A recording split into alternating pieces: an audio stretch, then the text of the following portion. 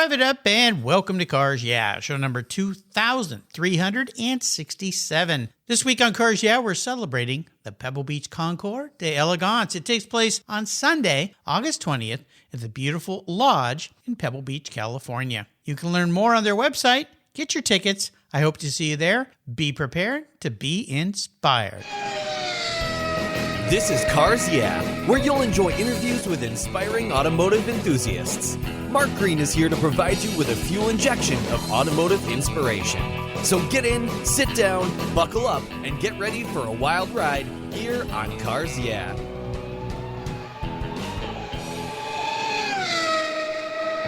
Hello, inspiring automotive enthusiasts, and welcome to Cars Yeah. Today I'm in warm Houston, Texas, with a very special guest by the name of Mark Brinker. Mark, welcome to Cars Yeah. Do you have any gear, and are you ready to release the clutch? I am ready. You're always ready because you're a guy that has some, I don't even know how to describe the vehicles you have. We're going to be talking about some of them, and I want to give you a proper introduction to set the tone. But before I do so, Mark, what's one little thing that people may not know about Mark Brinker?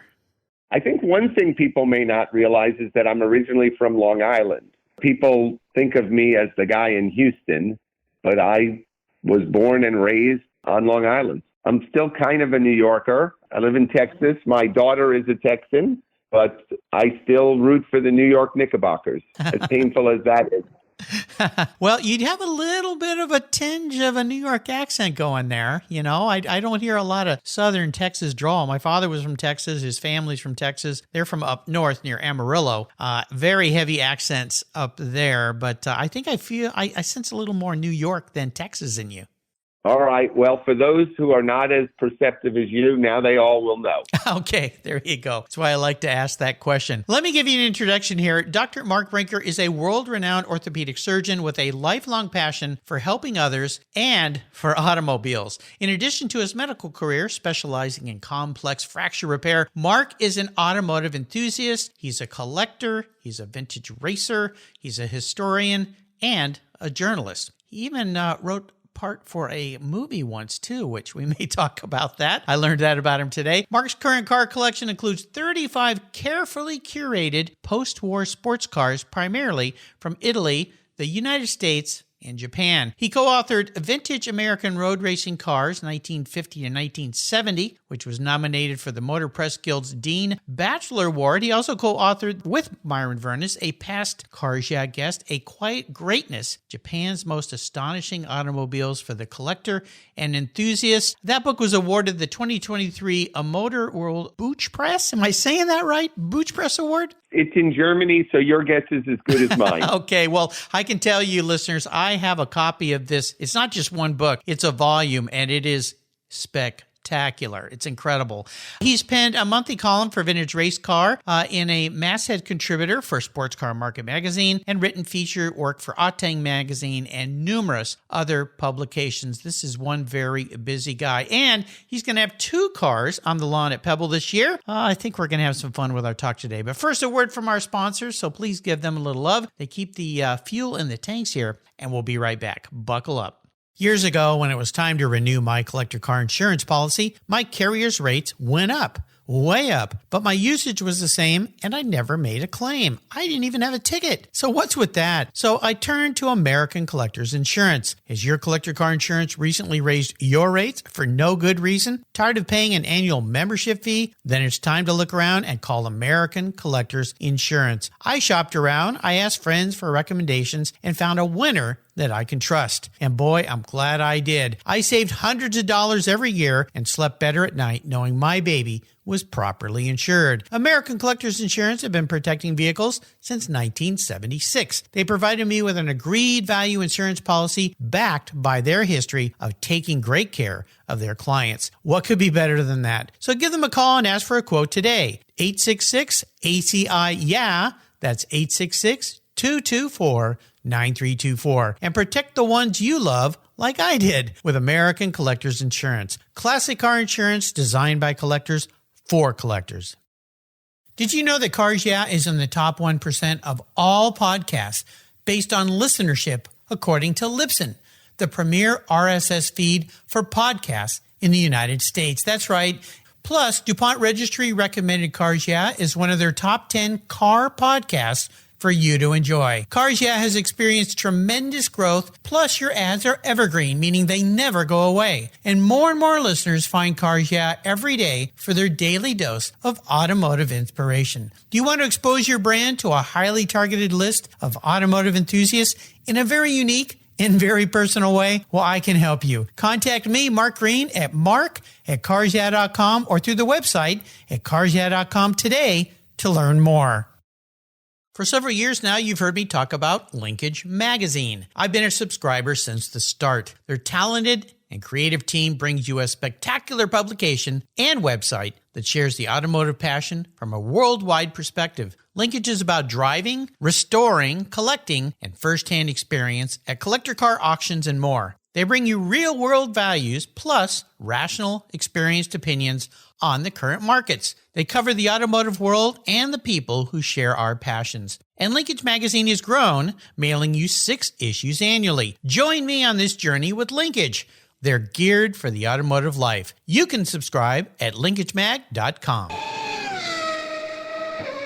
So, Mark, very fascinating life you live. Orthopedic surgery, a specialist in very difficult cases, is my understanding. But you are a diehard car guy, and that's how you and I have gotten together. So what I want to talk about is this passion you have not only for automobiles, but you have a passion for really unique automobiles. Your taste is, I guess I could say, eclectic, but it is also very specialized. So can we go back in time a little bit? When did this all begin, this passion for automobiles? Well, I've always loved automobiles. As far back as I can remember, I've always loved automobiles and specifically sports cars. I remember one of our neighbors had a early 60s Corvette. I was born in 1960, and I remember these cars when they were new. And I don't know if it was the visual punch of the cars or the sound the engines made, but it's just something that I've always loved. It's kind of like ice cream or delicious cake. People just are drawn to these things. For some reason, not everyone is drawn to sports cars, but for me, it's the same, as a great piece of pie. It's just in my DNA. I come from a family that appreciated automobiles, but not collected automobiles. My father liked getting a new Eldorado every couple of years. And, that was a sporty car back in the 60s and 70s. I had an uncle who raced cars in Brooklyn. He was a street racer, and he used to talk to me about cars. It's just something I've always loved. I don't know that there was a seminal moment that I can describe. It's just always been a passion of mine. Well, it sounds like it. And it seems to me you are drawn to not only a wide array of cars, but cars with a very unique history, innovative engineering, and I guess I could say very compelling design. And maybe where we start here is with the 2 cars you're going to be bringing to Pebble and to the lawn this year. And what's really interesting is, I've been going to Pebble Beach for 32 years in a row. I've seen some of your cars. We've never had the luxury of meeting, but next time I'm there, we will get to meet, and finally I'll get to say hello to you in person. But these cars that you have, and I'll tell the listeners, before we got on the phone today, Mark kept sending me these pictures of different vehicles. I'm like, what is that? What is that? Oh my gosh. But let's start with the 2 cars that you're bringing to Pebble. What are they? So one of the cars is the 1953 Curtis Sorrell SR100 prototype, and the other car is the 1952 Fascial Pateray.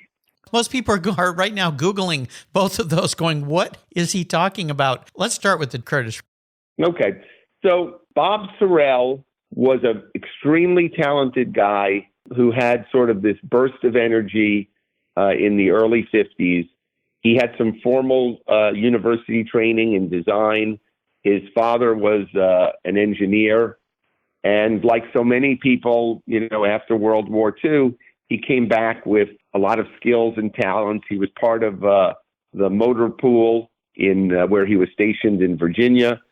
And from working with his father as a child, they did a lot of tether car repair and modeling, and he learned how to make wooden bucks, and he learned how to make his own castings.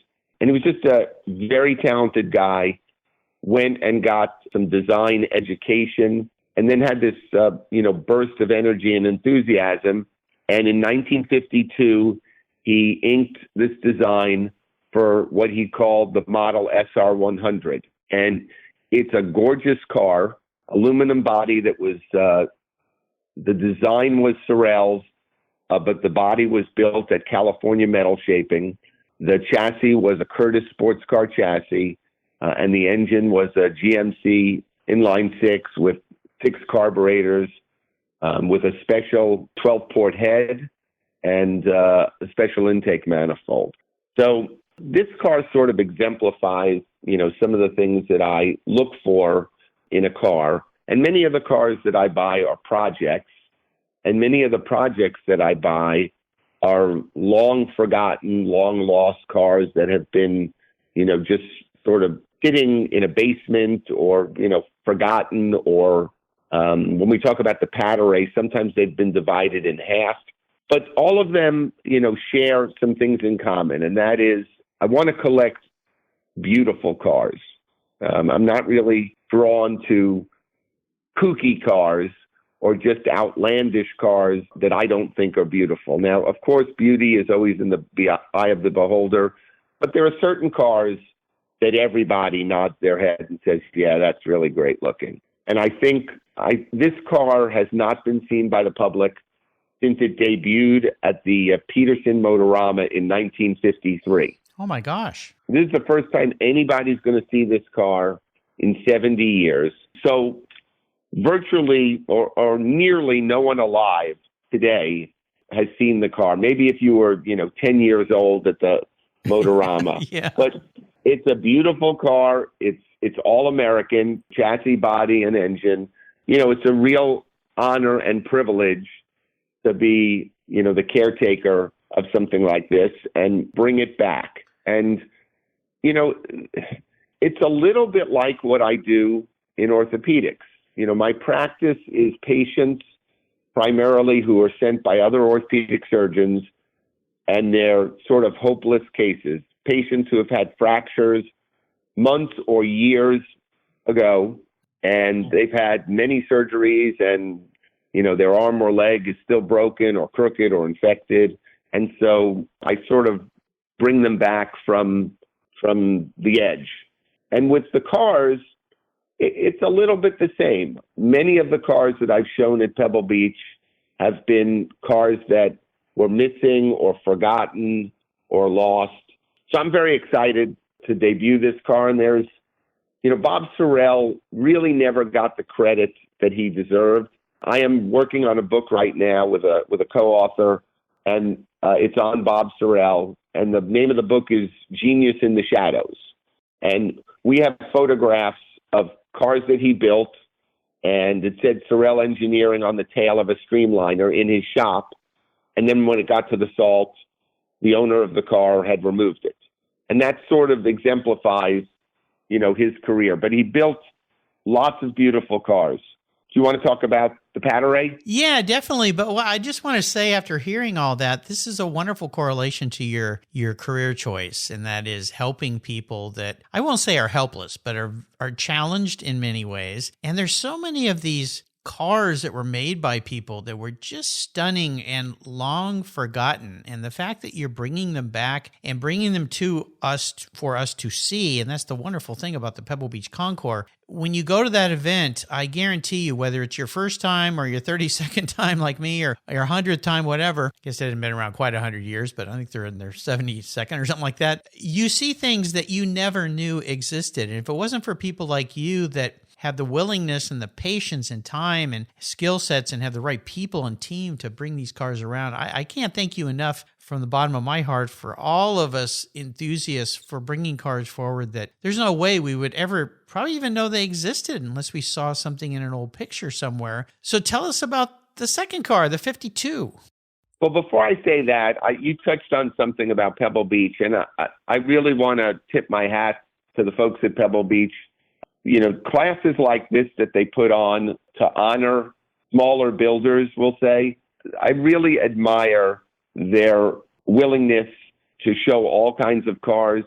I've been to car shows all around the country and even all around the world. And there is no show that excites me or has the kind of depth and heft that Pebble Beach has. And so I'm really grateful that there is a show like Pebble Beach that we can all go to and enjoy as a spectator. I've done that many times, but also debut a car like this. And they're, very welcoming. It's a wonderful event, and it's put on by wonderful people. Well, it really is. I love all the folks there, and I really appreciate the fact that they bring me some wonderful guests like you, truly inspiring automotive enthusiasts. And before we talk about that second car, you've been on the lawn before. There's some pretty cool cars that I was told about that you've had on Concours lawns. A 49, is it Fascial Supersonic? How do I say that? Fascial? So I haven't shown that car at Pebble Beach yet. That we can talk about that if you want in a minute. That's a car that I chased for most of my life, and it's a long, complicated story, and we can get into it if you want. But I haven't shown that car at Pebble Beach. It has not been restored yet, but that's going to be sort of the highlight of my collecting career. That is the most amazing car that I will ever have a chance to be a part of its history. Well, another one is Chet Herbert's Beast 3 Streamliner, which you sent me I think that's the red one you sent me a photograph of today. Is that right? That's right. So that was the first car I showed at Pebble Beach. I think that was 2009, unless my memory is failing me. Around that time, that was a Streamliner that raced at Bonneville in 1952. Art Chrisman drove that car 238 miles an hour. Obviously is an insane speed. What's really impressive is that it had just a stock Chrysler Hemi motor. The speed was all in the streamlining. And, that was an example of a car that everybody remembered historically, but it was just sort of languishing, in someone's barn. And I was lucky enough to find out about it and had the opportunity to bring it back. Yeah, you're like a guy that goes out and finds orphans and gives them a new life. I mean, it's just amazing. Another one was Herb Adams' Pontiac Vivant. There's another unique one. Yeah. I mean, right. Where on earth do you find all these things?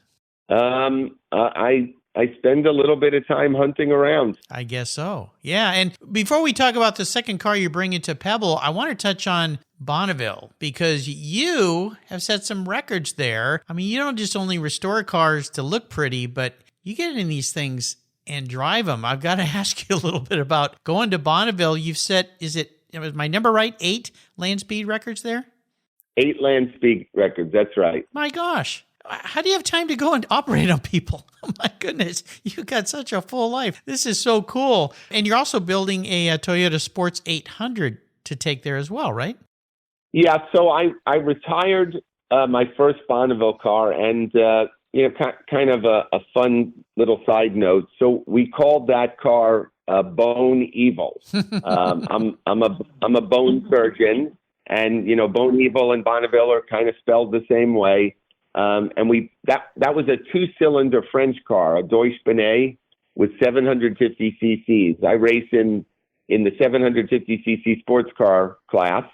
And we painted that car with zoomies to make it look like it's an 8-cylinder, and then had it airbrushed to look like bones were flying out of the engine and flying down the side of the car. Yeah, so, you sent me a picture of that, didn't you? Yeah. So, one of the things that is important to me is the car hobby for me is supposed to be fun and relaxing and exciting. So we have fun and we're serious about whatever we do. When I go to Bonneville with the folks that help me there, we're serious. I mean, we want to break records, but we don't take ourselves too seriously. Well, it's just amazing that you're continuing this re-life you're giving to very unique old cars and not only showing them on lawns, but driving them at Bonneville. And you're also a vintage racer, right? So you've run at Laguna Seca and other tracks? Yeah, so I did that for 10 years. I raced with Steve Earle for 10 years. And I've done some racing with C-Bar here in Texas and Oklahoma. I stopped vintage racing about the time my daughter was born, and that's when I started land speed racing. Nice. Well, let's talk about the second car that we're going to get to see on the grass at Pebble. Right. So the story is a little complex, and I'll try and make it as simple as possible. But the story begins with Joel Thorne and Art Sparks. Art Sparks was one of the, great competition automobile builders pre-war, and Joel Thorne was a very wealthy playboy. Art Sparks was given a lifelong contract to work for Joel Thorne. It didn't turn out that way, but Joel Thorne paid him quite a bit of money for him to work for him full time, and they built a land speed record car pre-war to try and take on, Mercedes and the Silver Arrows, and they wanted to, break the ultimate land speed record. Well, World War II broke out, and that never happened. So they had this never raced land speed record car, and the story goes that Joel Thorne overspent his allowance one month at a hydroplane boat race, which Joel Thorne frequented. He ran into a gentleman named Lou Fascial, who was not a playboy, but also a wealthy gentleman. They knew each other. Fascial had a family and a wife, so his lifestyle was a little different, but they still ran in the same circles. Fascial was the president of the Twin Coach Bus Company, and Thorne offered to sell him this unraced car, and so a deal was made. So Fascial brought the car back to Ohio and disassembled the car and turned it into a two-place street machine called the Fascial Supersonic. And that's the black and white, very streamlined. It kind of looks like something that Buck Rogers would be driving. Sure, it's incredibly futuristic and very powerful. 275 horsepower in 1949. It was a 150-mile-an-hour car. It was debuted at the 1949 Indy 500, and Wilbur Shaw, who was a three-time Indy winner, took exhibition laps in the car and reached 125 miles an hour on the straightaways. Wow. So that's the Fascial Supersonic. They brought the car back to Ohio, and the Hudson Motor Company called and said, we want you to build a prototype on a Hudson chassis of that car. So Fascial took the body off of the Supersonic and put it on a Hudson chassis and built another car, which doesn't have anything to do with the rest of the story. Mm-hmm. But what remained was the Fascial Supersonic engine, chassis, gauges, interior, the entire car minus the body. And so the car I'm showing is the second iteration of the Supersonic that had a roadster body on it that was built by Fascial's son, Ray Fascial. And Ray Fascial is actually going to be at Pebble Beach with us. Oh, my gosh. That car was called the Pataray, and it's a very interesting car in its own right. That car was built in 52, made some magazine covers. The tail section of that car was the tail from Fascial's 1946 twin-engine Indy 500 race car that qualified second in 1946. Oh, wow. There's some Indy 500 DNA, in this Fascial Pataray. My gosh. I know that was a long, complicated story, but Fascinating. that's the car I'm showing. Now, what's really intriguing about the car, that sort of fits into what drives me, that car was stolen from Donald Tognati of Tognati's Auto World in 1996. And nobody knew where that car went. There were rumors that organized crime had stolen it. Sort of in a related part of the story, around 2000, the Tognatis, the wife and the husband, both died, and it was ruled a homicide-suicide. Mrs. Tognati had cancer, and so they both died a minute apart, if you will. Wow. The thief spread rumors in the hobby that organized crime had rubbed them out and stolen the car, which wasn't true at all.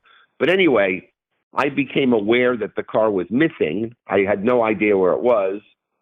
I bought the rights to the car, for, if it existed, from the heirs of the Tognatis, and then I hired a private investigator to go find the car.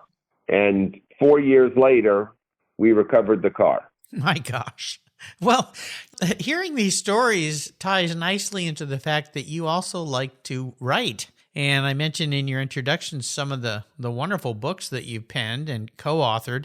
I've got to think that to you, part of why you like these very unique cars is the story. And that really is a lot about almost every car.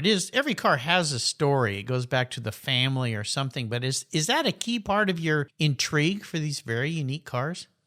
Yeah, so that's sort of one of the cogs in the wheel. I've already mentioned that they have to be, beautiful. I like cars that are mechanically interesting or innovative. But yes, a car with a great story, really, really lights me up. Now, when you talk to people in the hobby about cars with stories, that's generally a negative. So I'm not drawn to cars that have questionable chassis numbers or, how much of the car is real or those kind of stories I'm not interested in. Both cars that I'm presenting at Pebble Beach this year have their original chassis, original body, original engine. So when we say car stories, we have to be careful.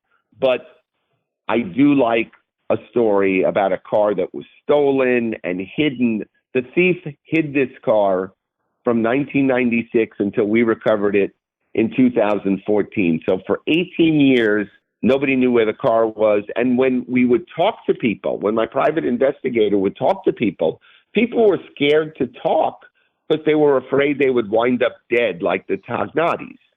Wow. Of course, the thief had nothing to do with that. It was just the myth. A tactic he used. It was a myth he propagated to get people to not look for the car.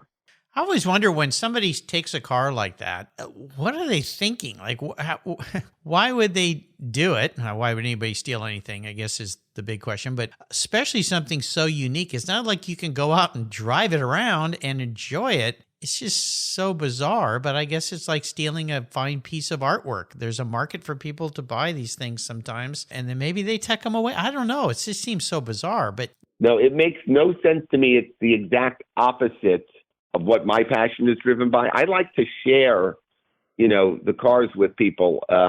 People come visit me and they want to drive my cars.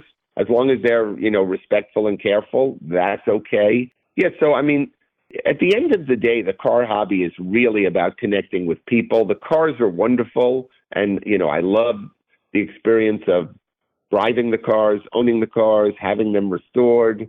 That's all wonderful. But at the end of the day, the common passion and connection with, like-minded lunatics is really most of the fun. So if you steal a car, our understanding is that the thief stole the car, put a car cover on it, and then it went from one storage facility to the other. We recovered the car at a facility in Palm Springs, and the owner of the facility said that his customer, who turned out to be the thief, brought the car in, late one night on a trailer with a car cover on it and told him that it was a prop for a Batman movie that never got used. Ah, okay.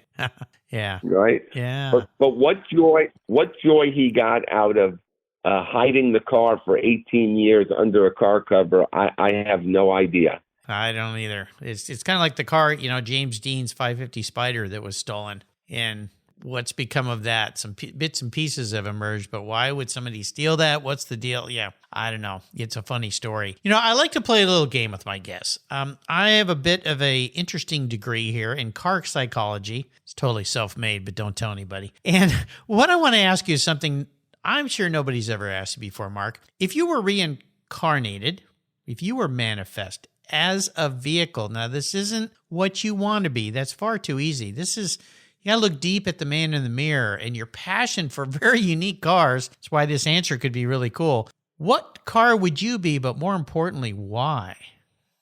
I think you're going to have to stop the tape for a second. It's a very unique question. Yeah. It's a very tough question.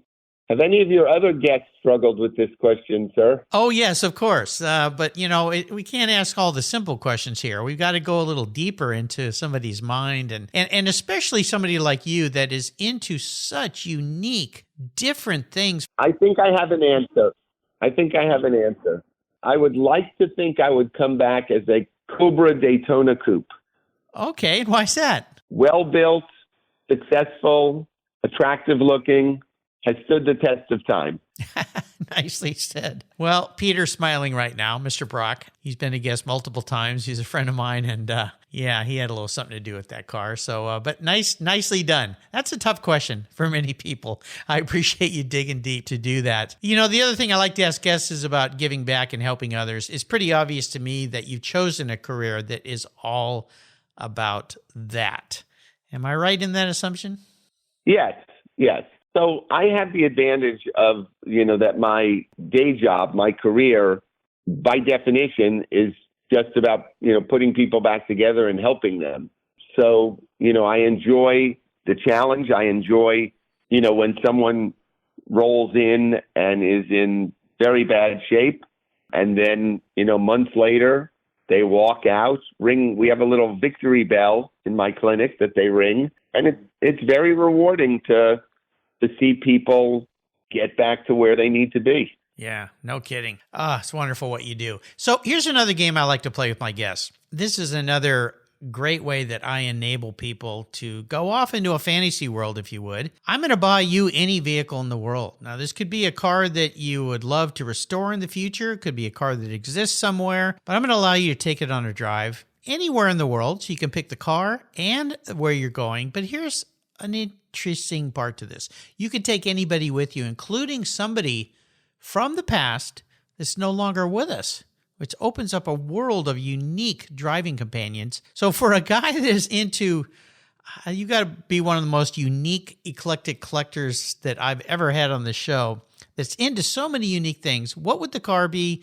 Where would you drive? And who would you be with? Well, the who I would be with would be simple, and that would be my wife. Nice. What would the car be? The car might be the Fascial Supersonic, and I think touring around Italy, it's a very American car, but my favorite automotive settings for driving have been in various parts of Italy. They've obviously never seen the car. There is the possibility. There's some special rules for the Mille Miglia, and even if a car never raced there, you can occasionally get a one-time exemption to bring a car there. So I think the answer to your dream scenario would be my wife and I driving the Fascial Supersonic in the Mille Miglia retrospective. That would be nice. Okay. What a great choice. What a great option. I can't wait to see that day and that happen. Mark, you have taken us on a wonderful journey today. I could bring you back for many, many shows to talk about the many, many unique cars. I can't thank you enough for not only bringing these cars back to life for us to see, but knowing and writing about the history so that we can learn so much more. For those of us lucky enough to be on the lawn at Pebble, this is definitely a guy you want to walk up to and ask him about his vehicles. Before I let you go, though, could you share maybe some parting words of wisdom or a success quote or a mantra in life that has meant something for you that could help others? Well, I think a lot of people limit themselves. They say, I could never do that. I could never accomplish that. I don't know why, but I've never lived my life that way. And believe me, I've failed at a lot of things. It's easy to look at people's successes and say, for instance, singers or actresses or actors, when we see them, they look like they're overnight successes. But failing is a part of success. So if you want to race at Bonneville, research the rules, figure out a car that you might be able to race, and go for it. If you want to show a car at Pebble Beach, it's not just for the wealthy. There's ways to do things if you're determined and you're clever. I never listen to the naysayers that you can't do that or, no because. And so if you're hearing no because, you should answer that with yes, if, and follow your passion, follow your dreams. And if you're determined to do something, it's always possible. Well said. Absolutely. I've met many, many people on the lawn at Pebble that just sit there and go, wow, I can't believe I'm here, but I did it. And they made it happen. And that's the great thing about Pebble Beach is there are lots and lots of different opportunities. And the way they've expanded over the decades, the different vehicles they've allowed to be on the lawn and brought into the lawn, Ken Gross there, Sandra Button, and the entire team, they just keep coming up with great new things to bring to us. And your two vehicles that you're bringing are great examples of that. How can people keep in touch with you? Well, our book website connects to us. So quietgreatness.com. I've also got a book out with Jim Perrin called The Amazing Denzel Sports Car. That's amazingdenzel.com. I'm not hard to find.